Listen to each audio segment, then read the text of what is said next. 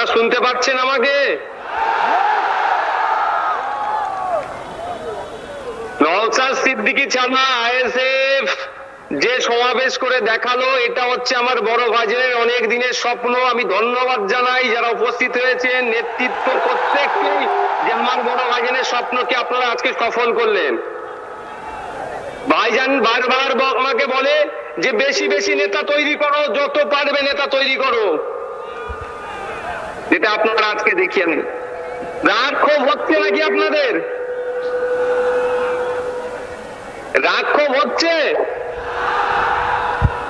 আমারও রাগ ক্ষোভ হচ্ছে, কিন্তু এই রাগ আর ক্ষোভকে সঠিক পথে যদি কাজে লাগাতে আমরা পারি, তাহলে অপদার্থ ব্যর্থ তৃণমূল বিজেপির মিশ্রিত এই রাজ্য সরকারকে আমরা গঙ্গায় ছুঁড়ে ফেলতে পারবো গণতান্ত্রিক প্রক্রিয়াতে। তোমাদেরকে এই রাগ আর ক্ষোভটাকে ঠিক সঠিক জায়গায় সঠিক সময়ে কাজে লাগাতে হবে। তবে আজকে আমি একটা ঘোষণা দিচ্ছি, আমাকে যেহেতু বা আমাদেরকে কোর্ট যে নির্দেশনা দিয়েছে, সেই জন্য তো আমরা যেতে পারছি না। আমার বড় ভাইজান যেতে চেয়েছিলেন, আমি তাকে অনুরোধ করে আটকে দিয়েছি। তাকে বলেছি চলুন দুই ভাই মিলে 2026-এ ব্রিগেডে যাব, রাজ্য সরকারকে ওখান থেকেই ভবিষ্যৎ করবো গণতান্ত্রিক প্রক্রিয়াতে। 2026-এ আমরা ব্রিগেডে আসছি এবং আমাদের দলের প্রতিষ্ঠাতা প্রাণ পুরুষ বীরজাদা আব্বাস সিদ্দিকী ভাইজানকেও আমরা সাথে নিয়ে ব্রিগেডের ময়দানে আসছি। আপনারা আসবেন তো? আজকে আটকানো হচ্ছে কেন আইএসএফ কে? আইএসএফ এর অপরাধ কি? আইএসএফ এর অপরাধ হচ্ছে দলিত, আদিবাসী, পিছড়ে বর্গের হিন্দু, মুসলমানের হয়ে কথা বলছি আমরা। আমাদের অপরাধ এটাই, জলজমি জঙ্গলের যে স্বাভাবিক অধিকার আদিবাসীদের, সেটা কেড়ে নেওয়া হচ্ছে। দেউচা পাচামিরে আদিবাসীদের অধিকার কেড়ে নেওয়া হচ্ছে, এর বিরুদ্ধে বলার জন্য। ওয়াকফ সম্পত্তি কেন্দ্রের বর্বর সরকার কেড়ে নেওয়ার চেষ্টা করছে অ্যামেন্ডমেন্টের নামে, তার বিরোধিতা করার জন্য আমাদের ওপরে এই খরা নেমে আসছে। আমাদেরকে আটকানো হচ্ছে কেন? আমরা জাত ধর্ম বর্ণ নির্বিশেষে যে আইএসএফ প্ল্যাটফর্ম তৈরি করেছে, এই ভোটের রাজনীতি যারা করে, যারা ধর্মীয় রাজনীতি করে, তাদেরকে অচিরেই আমরা গণতান্ত্রিক প্রতিষ্ঠার মাধ্যমে তাদেরকে আমরা বিচ্ছিন্ন করব, সেই ভয় আমাদেরকে আটকানোর চেষ্টা করছে। যখন কলকাতা হাইকোর্টে যখন এই বিষয়ে মামলা চলছে, আমার কাছে খবর আসলো ইনডোর নেবেন না আউটডোর নেবেন। আউটডোর নিলে নাকি আপনাদের কজনকে বাইরে থাকতে।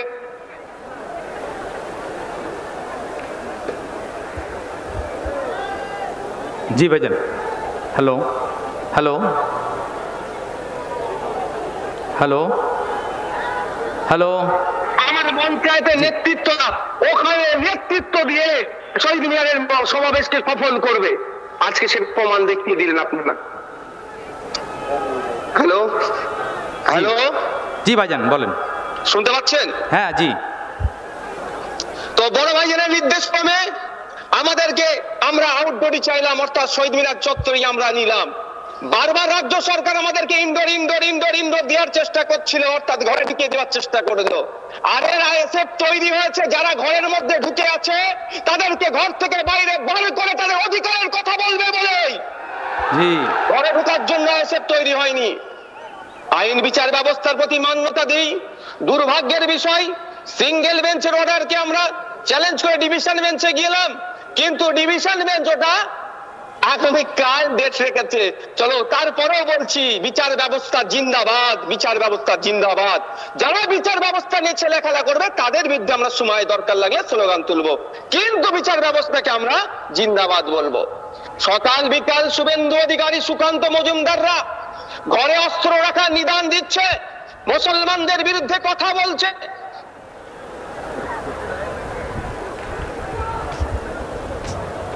রেস্ট্রিকশন হয় না, আর সব সময় বিভিন্ন সম্প্রদায়ের মধ্যে ঐক্য করার চেষ্টা করছে, সেতু বন্ধনের চেষ্টা করছে, সাম্প্রদায়িক সম্প্রীতি এগিয়ে নিয়ে যাওয়ার চেষ্টা করছে। যারা সব সময় কমিউনাল হারমোনিকে এগিয়ে নিয়ে যাওয়ার চেষ্টা করছে, তাদেরকে রাজ্য সরকার আটকানোর চেষ্টা করছে। এর জবাব মানুষ দেবে, জনগণ দেবে। জনগণের হাতে আমি ছেড়ে দিলাম। বন্ধুগণ, দুর্ভাগ্যের বিষয়, আমি আজকে ওখান থেকে দাঁড়িয়ে বলতাম, আমি ভার্চুয়ালি আজকে বলছি, সারা রাজ্যে যখন মাদ্রাসাতে জঙ্গি বলে যখন এক শ্রেণীর মিডিয়া দেখে দেওয়ার চেষ্টা করছে, আমাদের রাজ্যের অভিভাবিকা মাননীয় মুখ্যমন্ত্রী কেন মুখ বুঝে সহ্য করছে, এই প্রশ্নটাও আজকে রেখে দিলাম আপনাদের কাছে। কারণ তিনি আমাদের রাজ্যের অভিভাবিকা, তিনার প্রেস কনফারেন্স করে বলা দরকার ছিল যে না, তোমরা যারা মাদ্রাসায় পড়াশোনা করো বা যারা মাদ্রাসা শিক্ষার সাথে যুক্ত আছো, আমি রাজ্যের অভিভাবিকা হয়ে বলছি, তোমরা চিন্তিত হবে না, মাদ্রাসায় কোনো জঙ্গি কার্যকলাপ হয় না। কিন্তু দুর্ভাগ্যের বিষয়, এ কোনো বক্তব্য দেখলাম না, বরঞ্চ ক্রমশ মুসলমানদেরকে ভয় দেখানো হচ্ছে। দলিত আদিবাসী নির্বিশেষে সকলের উপর অত্যাচার হচ্ছে। আদিবাসী হওয়ার জন্য, তার ধর্মীয় পরিচয় থাকার জন্য তাদের উপরে অত্যাচার হচ্ছে। কদিন আগে উত্তরপ্রদেশে দলিত শ্রেণী হওয়ার জন্য বাইক ওভারটেক করার জন্য তাকে মারধর করলো। ছত্তিশগড়ে দলিতকে পোস্টে বেঁধে পিটিয়ে মারলো। উত্তরপ্রদেশের সম্বল মসজিদের সার্ভের নামে মুসলমানদেরকে খুন করলো। এই নিয়ে রাজ্যের বা কারো কোনো কথা দেখতে পেলাম না। দুর্ভাগ্যের বিষয়, কেন্দ্র সরকার রাজ্য সরকার অর্থনৈতিক ভাবে তারা বেসামাল হয়ে উঠছে। দুটো দলই এখন ধর্মীয় রাজনীতি করার চেষ্টা করছে। কেন্দ্র সরকার বলেছিল বছরে 2 কোটি চাকরি দেব, চাকরি দেওয়া তো দূরের কথা, বরঞ্চ চাকরি থেকে ছাঁটাই হচ্ছে। যখন এই প্রশ্ন করছেন তখন নাকি খাজা হুজুরের মাজারের নিচে মন্দির দেখতে পাওয়াচ্ছে না। এই অপদার্থগুলোকে প্রশ্ন করতে হবে, এই অপদার্থগুলোকে জিজ্ঞাসা করতে হবে, খোদার সূচকে ভারতবর্ষ কেন 105 নম্বরে আছে, এর জবাবটা আগে দাও। আপনি ক্ষমতায় আসার আগে বলেছিলেন যে 1 টাকা সমান $1 হবে।